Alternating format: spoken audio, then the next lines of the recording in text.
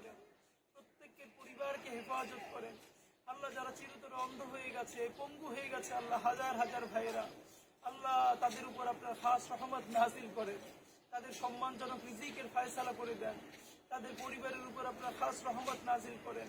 আল্লাহ আমরা জাতি হিসেবে যেন আল্লাহ বাংলাদেশ রাষ্ট্র যতদিন টিকে থাকে ততদিন যেন আল্লাহ আমাদের এই শহীদ ভাইদেরকে সর্বোচ্চ সম্মান জানিয়ে আল্লাহ আল্লাহ তাদের কোরবানির বিনিময়ে একটা ইনসাফের রাষ্ট্র কায়েম করতে পারি, সেই তৌফিক আপনি আমাদেরকে নসিব করেন।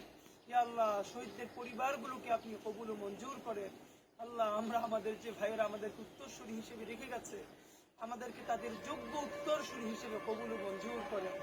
রব্বানা তাকাব্বাল মিন্না ইন্নাকা আনতাস সামিউল আলিম ওয়া তুব আলাইনা ইন্নাকা আনতাত তাওয়াবুর রহিম।